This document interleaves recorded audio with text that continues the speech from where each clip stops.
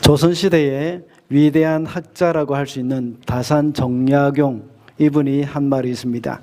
귀로 듣기에 달콤한 말을 잘하는 사람을 쓰지 말고 쓴소리를 잘하고 잘못을 비판할 줄 아는 사람을 뽑아야 한다 하는 말을 했습니다. 어떤 사람을 세우느냐가 아주 중요하다는 말이죠. 물론 이 말은 성경 구절의 말씀은 아니지만 그래도 참 일리는 있는 그런 말씀입니다. 교회에서도 사람을 세우는 것이 얼마나 중요한가에 대해서 말할 필요가 없습니다. 왜냐하면 하나님 일을 하는 것이기 때문에 세상의 기준과 세상 사람들이 말하는 학벌 또 명예 재력 이런 것들이 영향을 미치게 해서는 안 되기 때문입니다. 더 나아가서 가깝게 지내는 사람들을 또 자기들끼리 규합해가지고 인간적인 이 파벌을 형성하는 것도 역시 안 됩니다. 사람은 지극히 이성적이라고 생각을 하지만 어떤 일을 결정할 때는 감정이 굉장히 큰 영향을 끼치기 때문입니다. 그러므로 하나님 일을 하기 위해서는 또 교회의 일꾼을 세울 때에는 하나님의 기준으로 사람을 봐야 합니다. 지난 9월에 온가족 예배 때에 살펴본 느헤미야 6장 거기에 이어서 오늘은 7장을 살펴보도록 하겠습니다. 느헤미야는 바벨론 포로에서 삼처로 귀환한 이스라엘 지도자입니다. 지난 11월 첫째 주일에 온가족 예배 때 본 에스라서의 사건이 있은 후에 약 14년이 지난 후의 일입니다. 에스라서는 성전 재건에 힘을 썼고 성전을 재건한 후에 큰 부흥이 일어난 사건들을 이제 기록한 것이죠. 그러나 느헤미야는 성전 재건이 아니라 성벽 재건입니다. 느헤미야서 6장까지의 내용은 52일 만에 성벽 공사를 다 끝낸 사건을 기록해 놓았습니다. 이제 오늘 본문에서 느헤미야도 역시 사람을 세우는 일에 있어서 하나님의 기준으로 적용을 시키고 있다는 것을 알 수가 있습니다. 이제 52일 만에 성벽 공사를 다 마무리하고 이제 사람을 세웠습니다. 성전 문지기를 세우고 지휘관을 세우는 일에 있어서 그 본래의 일과 별로 관련이 없는 기준을 가지고 있는 것을 우리가 볼 수가 있습니다. 성문을 지키는 사람이라면 어떤 사람이어야 되겠습니까? 훌륭한 군인으로서 활을 잘 쏘고 또 칼과 창을 잘 다룰 수 있는 그런 사람을 세울 것이라고 생각하기가 쉽습니다. 그러나 느헤미야는 성전 문지기를 세웠다고 오늘 성경에 나와 있습니다. 그리고 지휘관을 세울 때도 역시 마찬가지입니다. 지략이 뛰어나고 군사를 잘 다스리고 리더십이 있는 사람을 세웠다고 말하지 않았습니다. 느헤미야는 지휘관을 세우는 데에 진실하고 남다르게 하나님을 두려워하는 사람을 세웠다는 것을 강조하고 있습니다. 이렇게 하나님의 나라를 위해서 사람을 세울 때는 세상의 원칙과 다르다는 것을 알 수 있습니다. 세상은 실력이 있는 사람을 중심으로 세우는 경우가 많지만 교회는 그 사람의 신앙과 성품을 더 중요하게 여깁니다. 이렇게 신앙과 성품이 좋은 것을 가리켜서 성령 충만하다 하고 말을 합니다. 신앙과 성품에 관한 성령 충만, 이것은 바로 성령의 열매를 가리킵니다. 성령의 열매는 9가지로 소개하고 있는데 그 중에 특별히 맡은 일을 하는 것과 관련된 그런 성령의 열매를 말할 때에는 바로 충성되다고 말을 합니다. 성경에 나타나는 인물들이 훌륭하게 일을 감당해 나가는 사람들은 모두가 충성된 사람이었습니다. 오늘 본문에 나타나는 사람들도 역시 모두가 충성된 사람이라고 말을 할 수 있습니다. 하나님의 일을 함에 있어서도 역시 이런 충성됨이 필요합니다. 그래서 오늘은 충성된 일꾼이라는 제목으로 말씀을 살펴보도록 하겠습니다. 첫째로 충성된 일꾼은 공동체를 지키는 사람입니다. 1절 말씀입니다. 성벽을 다시 쌓고 문들을 제자리에 단 다음에 나는 성전 문지기와 노래하는 사람과 레위 사람을 세우고. 예루살렘 성벽이 완공된 후에 성문을 달았습니다. 그리고 2절에 보면 진실되고 하나님을 두려워하는 사람 하나냐에게는 예루살렘 경비 책임자로 맡겼다고 말하고 있습니다.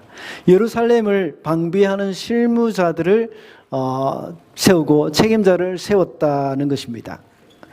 방금 읽은 1절에 보면 잘 나타나 있지만 1절에서는 이렇게 잘 알 수가 없지만 2절 말씀과 연관지어서 볼 때에 성문을 지키기 위해서 성전 문지기를 세웠다는 것을 우리가 알 수가 있습니다. 느헤미야가 이렇게 성벽 공사를 마무리하고 성문을 지키는 사람을 사온 이유가 무엇일까요? 물론 그 당시 예루살렘 백성들 가운데는 잘 이제 훈련된 군사가 없었기 때문에 성전문을 지키는 사람을 데려다가 성문을 지켰다고 볼 수가 있습니다. 그러나 성전 문지기를 시켜서 성벽문을 지키게 한 것, 이것은 단순히 이방의 침입을 막는 것에만 그친 것이 아닙니다. 성전 문지기는 부정한 사람들로 이렇게 사람들로 하여금 성전 안으로 들어오는 것을 막는 그런, 들어오지 못하게 지키는 그런 역할을 하는 사람들입니다. 이 사람들은 이스라엘 공동체의 이 거룩을 지키는 사람들이죠. 이 사람들이 성문에 세움으로써 이 사람들을 성전문이 아니라 성문에 세움으로써 성전에 들어오는 사람들뿐만 아니라 이스라엘 공동체 전체가 하나님의 거룩을 지켜야 한다 하는 그런 것을 암시하고 있는 겁니다. 다시 말하자면 성전에 들어오는 사람만 거룩한 사람이 아니라 예루살렘 안에, 그러니까 이 이스라엘 공동체 안에 들어오는 사람들도 역시 거룩한 사람이라는 것을 암시하는 것입니다. 성전 문지기는 성전에 들어오는 사람들 중에서 부정한 자를 막는 그런 역할을 하면 됩니다. 그러나 이런 직분을 맡은 사람이 성문을 지킨다는 것, 그것은 예루살렘 그 자체가 거룩한 도성이 되어야 한다 하는 그런 사실을 암시해 주는 겁니다. 여러분 잘 새겨 들으시기 바랍니다.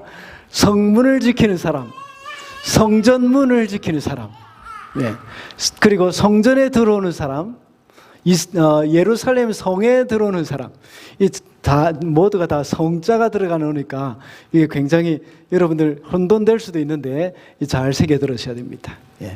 그래서 이제 성문을 지키는 그 사람이 누구라고 했습니까? 성전 문지기였습니다. 그죠? 그 사람이 본래는 거룩을 지키는 사람이었습니다. 그 사람이 성문을 지키고 있었습니다. 다시 말하자면 성문을 이 사람들이 지킨다는 것은 예루살렘 성 안에 들어오는 사람, 이런 사람들이 거룩한 사람이 되어야 한다는 것을 말씀하고 있습니다.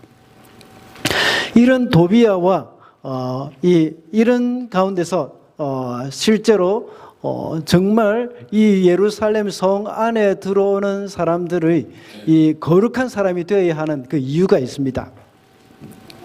이스라엘 공동체를 다시 세우는 것은 외형적인 성벽을 다시 세우는 그것을 통해서가 아니라 그것은 정말 그 안에 살아가는 공동체, 그 사람의 거룩함, 이것을 세워야 한다는 것입니다.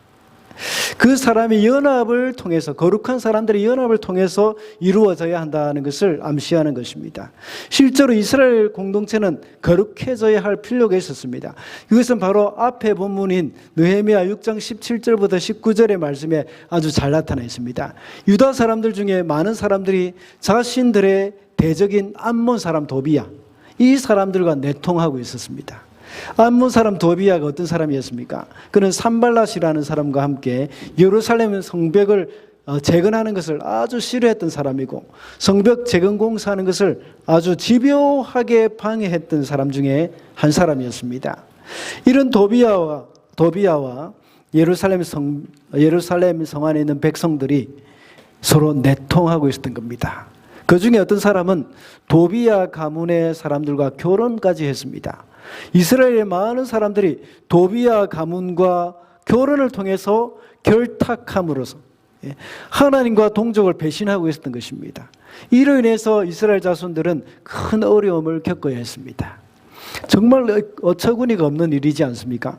도비야와 내통하고 그들과 결혼을 통해서 결탁한다는 것은 군사적인 침략보다 더 위험한 일입니다.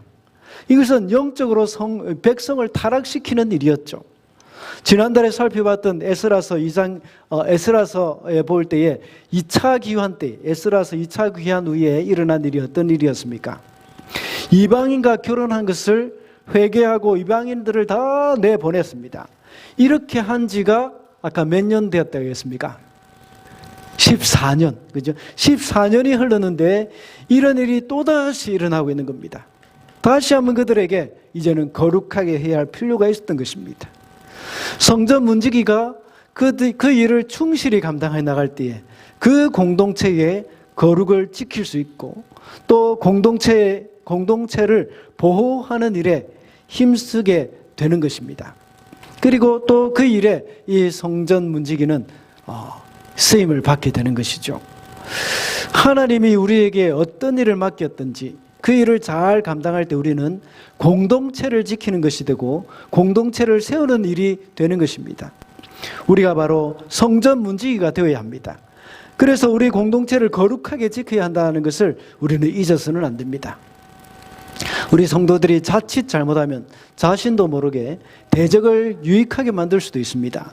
많은 사람들은 공동체를 위한다고 생각을 하지만 우리가 깨어있지 않으면 도비야와 결탁하는 사람들과 같이 오히려 대적을 유익하게 만드는 꼴이 되어버리고 마는 것입니다. 하나님 일을 한다고 열심히 하지만 때로는 좌충우돌하면서 공동체를 깨기도 하고 또 분열하게 만드는 원인이 될 수도 있습니다. 그러므로 우리 공동체는 진리의 문제가 아닌 것은 서로 화합하는 일에 힘을 써야 합니다. 공동체를 지킨다는 것은 모든 오늘 본문과 같이 공동체의 거룩을 지키는 것이기도 하지만 공동체가 분열되지 않도록 지키는 것이기도 합니다. 오늘 본문에 나타나 있는 이 성전 문지기, 이런 사람들은 물론 공동체 안에 들어오는 그 사람들이 거룩한 사람이 되어야 한다는 것을 말하고 있지만 또한 도비야와 결탁해가지고 이스라엘 백성들을 분열시키게 만드는 것을 막는 역할도 역시 했던 것입니다. 충성스러운 일꾼이라는 것은 그 성품에서 드러납니다.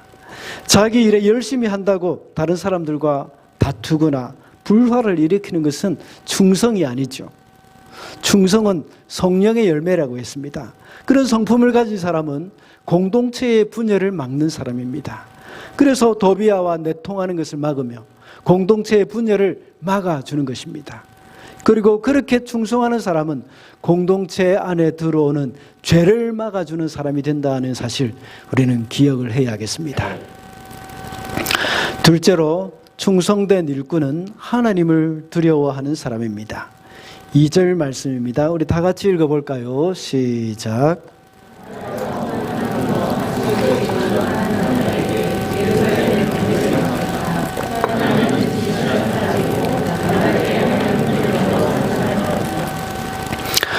2절 말씀에서 성체 지휘관을 맡은 사람으로서 하나니와 하나냐 두 사람이 나옵니다. 하나니에 대해서는 느헤미야의 아우라는 말 외에는 다른 언급이 없습니다. 그러나 느헤미야의 아우 하나니에 대해서는 1장에 잘 나타나 있는데 예루살렘에 다녀와서 느헤미야에게 예루살렘의 그 처참한 상황을 보고했던 사람이었습니다. 이런 하나니도 역시 아주 신실한 사람임을 우리가 알 수가 있습니다. 오늘 본문 2절에서는 하나냐에 대해서 하나니가 아니라 하나냐에 대해서 좀 설명을 해 놓았습니다. 세 번역에서는 진실하다라고 말했지만 이 말은 원문에서는 충성되다는 말과 같은 말입니다. 그리고 남다르게 하나님을 두려워하는 사람이라고 기록하고 있습니다. 서론에서 말씀드린 대로 성체를 경비하는 지휘관인데 이 하나냐에 대해서 군사학이나 무술이나 용병술 이런 것이 뛰어난 사람이라고 언급하지는 않았습니다. 그냥 충성되고 남달리 하나님을 두려워하는 사람이라고 이렇게 언급을 하고 있습니다. 그 이유가 무엇일까요? 하나님의 일은 사람의 힘이나 사람의 능력으로 하는 것이 아니라 하나님의 능력으로 하는 것이기 때문입니다. 하나님이 모세를 부르실 때도 40세의 모세를 부르지 않았다고 했죠. 40세에 탁월한 능력을 소유했던 모세를 부르지 않고, 모세가 40세 때 능력만 탁월했던 것이 아니라 정말 열정도 아주 많았죠. 그래서 자기 동족을 괴롭히는 사람을 보고는 한 방에 그냥 쳐 죽여버렸습니다. 이런 것을 볼 때에 동족을 위하는 마음뿐만 아니라 무술 실력도 엄청났다는 것을 우리가 또 알 수가 있죠. 그뿐이겠습니까? 이집트에 온갖 학문을 다 익히고 이 정치, 경제, 군사적으로도 아주 뛰어난 지식을 가지고 있었습니다. 이런 모세를 하나님은 외면하셨습니다. 그리고 40년 동안 미디안 광야에서 양치기를 하게 만드셨습니다. 그리고 나서 80세에 정말 너덜너덜할 때, 그때 불렀습니다. 왜 그랬습니까? 하나님의 일은 자신의 힘이나 자신의 지혜로 하는 것이 아니기 때문입니다. 그 대신 하나님을 두려워하는 마음이 있어야 하는 겁니다. 그런 마음을 가진 사람이 바로 충성된 일꾼입니다. 방금 우리가 읽은 2절의 말씀에서도 역시 하나냐는 충성되고 하나님을 두려워하는 사람이라고 했습니다. 하나님을 두려워하는 사람에게 하나님의 능력이 임해서 하나님의 일을 성취해 나가도록 하십니다. 하나님을 두려워하는 사람이 죄를 멀리하기 때문입니다. 하나님을 두려워하는 사람은 사람을 두려워하지 않기 때문입니다. 출애굽기 1장에 보면 이집트의 미드와이프들이 많이 나왔죠. 그때는 이스라엘 백성들이 아주 번창하고 있었기 때문에 이집트의 바로 왕이 미드와이프들에게 명령을 했습니다. 아들을 낳으면 죽이라고 했습니다. 그러나 출애굽기 1장 17절에 보면 미드와이프들은 하나님을 두려워하여 바로 왕의 명령을 어기고 아기들을 살려줬다 하고 기록을 하고 있습니다. 이 사람들은 하나님을 두려워했습니다. 그렇기 때문에 아무리 절대 권력을 가졌다고 하더라도 사람에 불과한 이집트 바로 왕의 명령을 두려워하지 않았던 것입니다. 하나님을 두려워하는 사람은 사람이 아무리 협박을 한다고 하더라도 거기에 흔들리지 않습니다. 이런 사람이 경비사령관이었기 때문에 죄악과 타협하지 않았고 이스라엘의 거룩함을 지킬 수 있었던 것입니다. 그 사람이 바로 하나냐였던 것입니다. 하나님은 사회적 지위나 인간적 지혜나 능력 이런 것들을 보지 않으십니다. 이러한 외부적인 조건보다는 하나님을 두려워하고 죄를 미워하는 그런 거룩한 사람을 쓰시기 때문입니다. 하나님을 두려워하는 그런 사람만이 맡겨주신 일을 충성스럽게 감당할 수가 있는 겁니다. 여러분들도 역시 모두가 다 하나님을 두려워하는 그러한 오늘날의 주사랑 교회의 하나냐가 되시기를 바랍니다. 마지막으로 충성된 일꾼은 하나님의 비전을 보는 사람입니다. 4절 말씀입니다. 다 같이 읽어볼까요? 성읍은 크고 넓으나 인구가 얼마 안 되고 제대로 지은 집도 얼마 없었다. 이 말은 앞으로 어떤 일이 일어날 것이라 하는 것을 암시해 주는 말입니다. 사사기의 중간중간에 그때는 왕이 없으므로 각 사람이 자기 소견에 어른 대로 행하더라 하는 말이 있었습니다. 그리고 나서 사무엘상에 들어가면 초대 왕으로 사울이 세워질 것이고 장차 왕이 다스리는 왕국으로 바뀌게 될 것을 이제 암시하는 그런 말들이 사사기에 군데군데 들어가 있었던 것이죠. 이와 같이 방금 읽은 4절의 말씀에서도 역시 이렇게 예루살렘 성읍은 크고 넓었지만 사람이 없다는 것을 언급해 놓고 그 다음으로 성읍 안에 사람으로 채워나가는 것을 볼 수가 있습니다. 5절부터는 이제 포로에서 1차로 돌아온 그런 사람들의 명부를 찾아서 그 사람의 이름을 이렇게 기록해 나왔습니다. 그래서 느헤미야는 사람들을 예루살렘 성 안으로 살 수 있도록, 성 안에서 살 수 있도록 하기 위해서 돌아온 사람들을 다시 파악을 하고 그 성 안에 이렇게 거하도록 이렇게 조건을 마련해 주었습니다. 이렇게 느헤미야는 예루살렘 성벽을 건축하고 그 성 안이 아직 많이 비어 있다는 것을 보고 어떻게 해야 한다는 것을 알고 있었습니다. 느헤미야는 예루살렘 성벽을 완공한 후에 그 다음에 일어난 이제 하나님의 비전, 하나님이 어떻게 하실 것이라는 그 하나님의 비전을 보았습니다. 그리고 그 성 안에 하나님의 백성으로 가득 채워 넣기를 원하고 있었습니다. 그래서 느헤미야는 전체 인구의 10분의 1을 제비 뽑아서 그 안에 거주하게 했습니다. 그리고 원하는 사람은 누구든지 그 성 안에 거주하게 해 주었습니다. 예수님도 느헤미야와 같이 하나님의 비전을 보았습니다. 요한복음 14장 2절에 보면 내 아버지 집에 거할 곳이 많도다 하고 말씀하셨습니다. 제자들에게 하신 말씀이죠. 제자들이 하나님 아버지의 집에 들어갈 장소를 예비하러 간다고 예수님께서는 말씀하셨습니다. 예수님은 이 땅에 하나님의 백성이 나중에 영원한 새 예루살렘에 들어가서 살 수 있는 곳을 이제 준비하고 계십니다. 그래서 이 땅에 계시는 동안은 많은 사람들을 구원하기 위해서 친히 십자가를 지셨습니다. 그래서 누구든지 주님 앞에 오는 사람을 다 모아서 영원한 처소에 들어가게 하신 것입니다. 영원한 본향인 새 예루살렘에는 더 많은 사람이 들어가야 합니다. 그곳은 아직도 크고 넓습니다. 아직도 많은 사람이 들어가야 합니다. 하나님 나라에 충성된 일꾼은 믿음의 눈을 가지고 그 눈을 가지고 있기 때문에, 하나님의 눈을 가지고 있기 때문에, 또 비전을 가지고 있기 때문에 그런 장소를 볼 수가 있는 겁니다.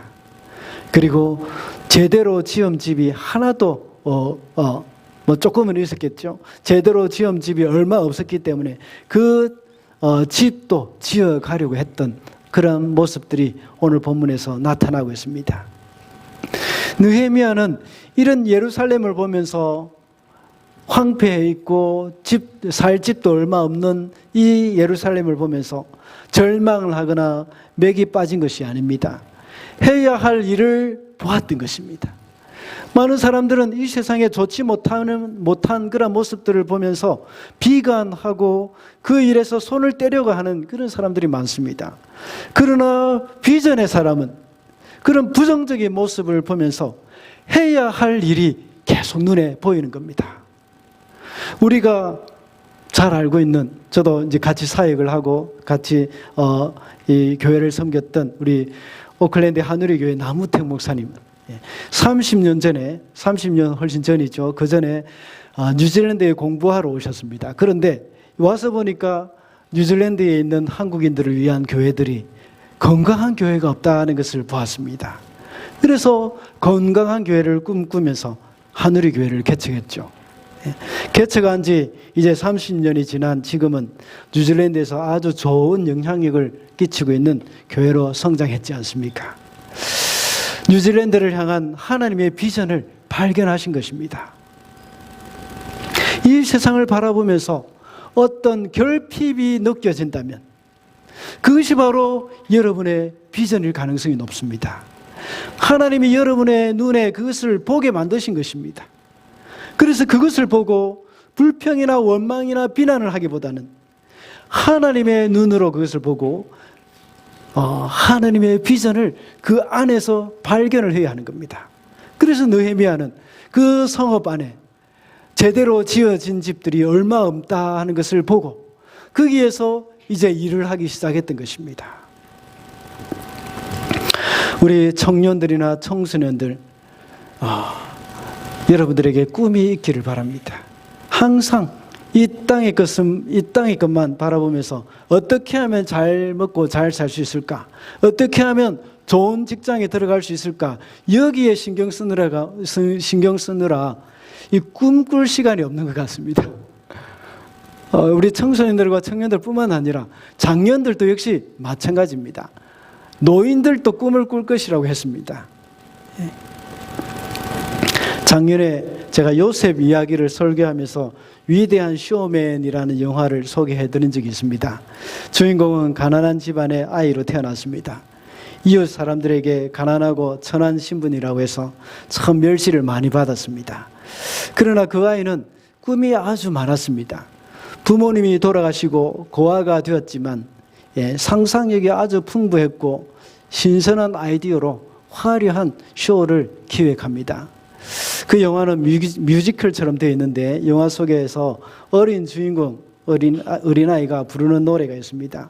지난번에 소개할 때는 말로만 했었는데 오늘은 잠깐 그 노래를 한번 들어볼까요? 한번 준비해 주시기 바랍니다. 그 가사는 이렇게 말을 하죠. 내가 매일 밤 침대에 누우면 수많은 꿈이 나로 하여금 잠들지 못하게 해 하고 노래합니다. 그가 꿈을 꾸느라 잠을 못 잔다고 하지 않습니까? 그렇죠? 이 주인공은 살아가면서 그의 꿈을 실현하기 위해서 끊임없이 노력을 합니다.